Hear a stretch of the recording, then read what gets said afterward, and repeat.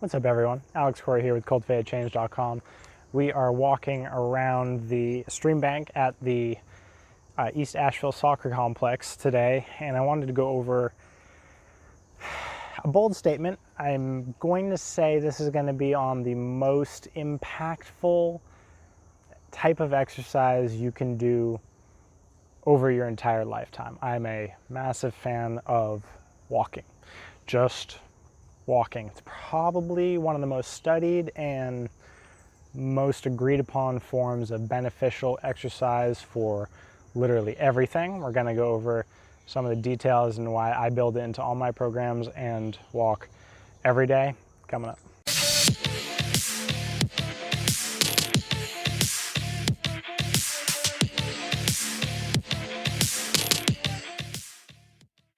Okay, we are back the following day because I came out of the little stream bank that we were in and realized that it was the start of recreational youth soccer. So I have never gotten so many curious death stares from soccer moms in my life. That's because I was walking along the soccer field holding a selfie stick with a camera up. So that set off some alarm bells. So I decided to not do that and leave. So I'm back the following morning and we are going over the top benefits of walking. Before we start getting into any articles, it just feels great. And the most prominent reason I always have, and most people I think have, is you just feel better afterwards. And general feeling always is better than telling someone it was proven in a clinical trial to be good for you. And it'll not make you live 5 years less. Like, telling someone smoking is going to cut 5 years off their life, they'll be like, okay, great. So I'll die at what, like 75 instead of 80? Like, they don't care. So, I mean, some people might care, but promising gains or benefit when you can't even imagine what's going to happen to you like 10 years down the road never really works. But if you just feel better after you do something, probably more likely to do it. So I always feel better after I walk. It opens my hips, increases blood flow, clears me out. I've been fighting a sinus infection since vacation, and I might sound a little nasally, and that's just because I'm pretty stuffed up, and walking opens that. So it's just nice, and I feel better afterwards. And now we'll go into the articles. So number one benefit is it's really easy.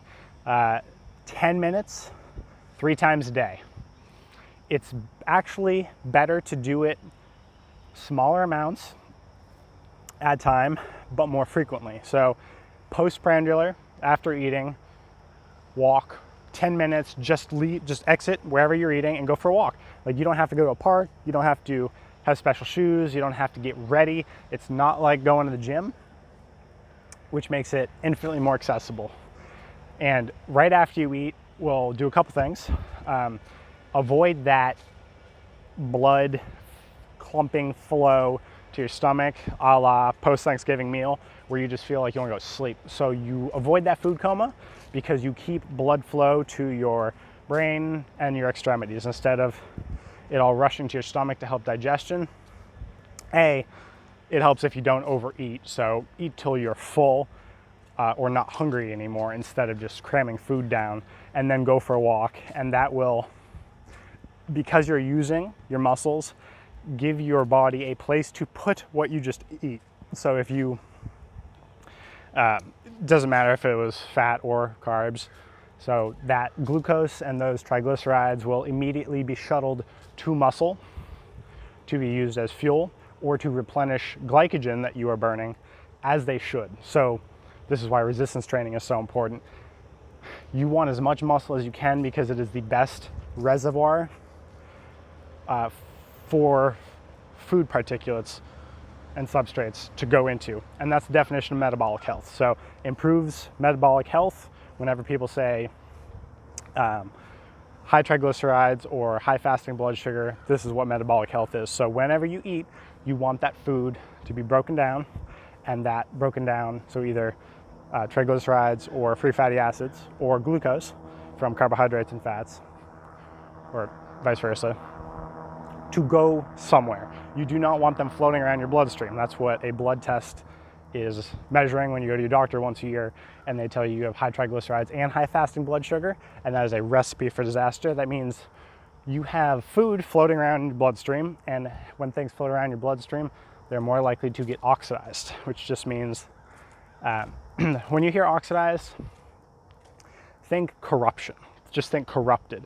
So oxygen bumping into things and knocking electrons off. So that molecule is no longer in its whole form and does not function optimally. Now there are particles and systems in your body to correct that. That would be your antioxidant system. So oxidation, and the opposite would be antioxidant. So that is something that goes around and donates electrons back. Those are glutathione and superjuice mutase. There's 3 major antioxidant systems in your body, but you don't want those to have to do more work than they already do just from living. So walk after a meal, 10 minutes if you can, and you'll just feel better. You won't have that crash, and usually metabolic markers are better. Your blood sugar will come down quicker after a meal instead of staying up there for 2 hours. And if you're fat adapted, get those triglycerides and free fatty acids into your muscle to be used as fuel. Other thing is immune health. I put the article here. They found, I think they tracked people for like 12 weeks or something. This is just one study, and there's a bunch of these, but about 43%, if I remember, less likely to be out of work for upper respiratory tract infection. When you see numbers like 43 or 27 or something like that, take those with a grain of salt, because when you learn how they figure out numbers for studies or how they just collect data for studies that aren't clinical and cost a lot of money, it's kind of laughable. It's questionnaires and surveys. And one thing you learn whenever you've worked in customer service, like IT, like healthcare, like basically anything for a decade, is people lie.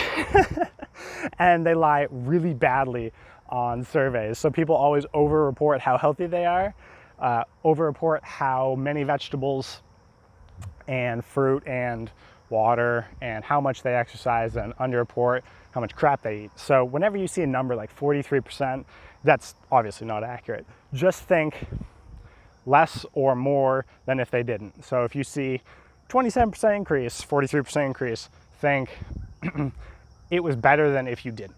That's all. Like, numbers don't matter. You can't draw any conclusion. You're not going to be able to use that number. And for all you mathematically minded people out there, if you're trying to calculate something like your probability or reduced probability of getting diabetes or something, your likelihood of getting diabetes didn't just drop by 40% because of that. Like, that's not how that works. You're just less likely. That's all you should think. We are, this soccer field is massive. So there are like 5 soccer fields here, and it's pretty amazing. And I'm trying to avoid all the other walkers some people don't like being on camera. So we are gonna walk this way again. So immune health, basically just increases blood flow, your white blood cells and T killer cells and all of your army that exists in your body works better because there is more blood circulation, and movement upregulates genes that control your immune system, and it's better for your microbiome. So increased oxygen consumption and increased digestion, which is another reason you should walk. So the better your body can assimilate and move nutrition through your stomach and then through your small intestine to be absorbed, the better it can be absorbed, the more functional your microbiome is, which means the more functional your immune system is. Most of your immune system is derived from not your own body, but from the trillions of bacterial cells and virus cells that live in your gut, and walking helps all those. A couple other benefits I didn't know about. Decreased risk of osteoporosis, and obviously that makes sense, but I just didn't think about it because you're putting load on your body. Same reason that resistance training reduces your risk of osteoporosis. is anytime you can put load on your bones, it will facilitate bone remodeling, or the chances that you're going to incur bone remodeling. And bone remodeling is just, I didn't know this happened either prior to 2 years ago. Your bones remake themselves. I thought they were just stagnant, and that's what led to osteoporosis. No, your bones remake themselves all the time, and that decreases as you age, but walking makes it less likely for that to happen sooner than it would. So reduced risk of osteoporosis. This one I didn't know either. Creativity, I'll put the study here. This was, they measured people, what was it, walking outside, walking on a treadmill, and then sitting. And they found, I think it was either 20 or 70% based on the tests they were using, increased creativity. And creativity was, they had the specific tests that they're using. Basically, walking helps, this is the blood flow thing again, helps increase, was it cognition, memory, and just cognitive performance in general. Helps crosstalk between the hemispheres. And I know this, if I'm walking outside, this is why I don't ever walk down a road. If I walk outside in nature or around trees, my creative center explodes. Like, I get business ideas, I think of new marketing ideas, I think about different videos I want to do that I wouldn't if I was staring at a screen or walking down a road where I had to pay attention to cars, traffic lights, anything like that. So I always walk, if I can, in open spaces where I can just think and let ideas flow. And let's see, we'll go over stacking metabolic effects in a future video. But the last thing I wanted to say was, this is usually coffee. Started drinking coffee again, and it does the same thing. So walking is a low enough activity, low level heart rate enough activity. So if you keep it below 180 minus your age, that's below 60% of your max heart rate in beats per minute, it prioritizes fat metabolism. And I don't care about the calories you burn walking. Like, I don't think anyone's doing in 10-minute walks significant calorie burning, but that's not the point. Anytime you can upregulate, and upregulate just means encourage or switch on those genes that are preferential to fat metabolism. So the genes that turn on, as in epigenetics, something you do, an environmental stimuli, or an action you take will switch on genes that code for certain proteins that then do something in your metabolism. So every time you walk and keep, or just do anything at a low level, but walking is the easiest version of that, you encourage your body to upregulate the genes that code for extra mitochondria, which are the power plant of your cells in all of your cells, specifically your fat cells. So you want as many mitochondria as possible, because fat burning takes more mitochondria. It's a slower, cooler burning process, think diesel engine, and it is used for predominantly in low level activity. So the more you can train your body to build up that mitochondrial base and encourage the existing mitochondria to be more efficient, so to be faster at doing it, to not have as much metabolic waste as possible, as many times a day, a week, month, year as you can, the better. Especially if you're trying to become metabolically flexible, which I think would be a good goal for everyone in general. And that means whenever you don't have carbs, your body efficiently uses fat, and you don't have any lull in energy. You don't get ravenously hungry. This takes a little bit. This takes 3 weeks minimum just to switch on those genes and upregulate all the machinery used to process fatty acids and triglycerides.